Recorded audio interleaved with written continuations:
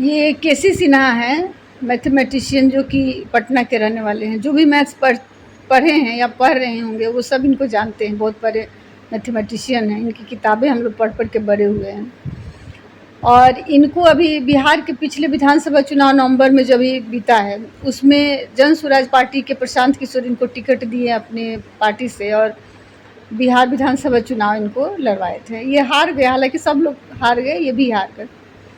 अभी बाकी पूर्व चुनाव होने वाला है। जो नितिन नवीन जो कि अभी बीजेपी के अध्यक्ष हैं, उनके रिजाइन करने की वजह से वो सीट खाली हुआ है। वहाँ पर प्रशांत किशोर डायरेक्ट फाइट में आ गए हैं। पिछले चुनाव में तो वो इलेक्शन में खड़े नहीं हुए थे, लेकिन इस बार वो डायरेक्ट फाइट में इस सीट पर आ गए हैं। बीजेपी के और प्रशांत किशोर के बीच में ही समझिए कि ये डायरेक्ट फाइट है।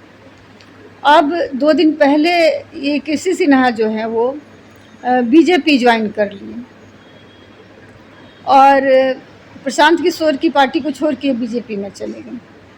सुन के थोड़ा सा अटपटा लग रहा है।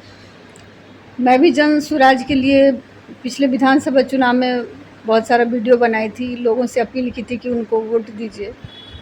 हालांकि रिजल्ट बहुत ही ख़राब रहा।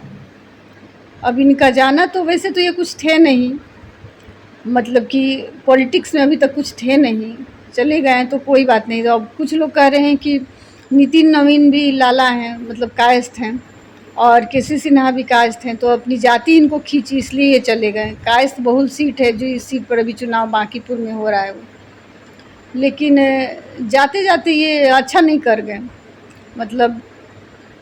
वैसे आप आज के डेट में आप किसी को वोट दीजिए, वोट फाइनली बीजेपी को ही चला जाता है, तो ये पहले ही चले गए।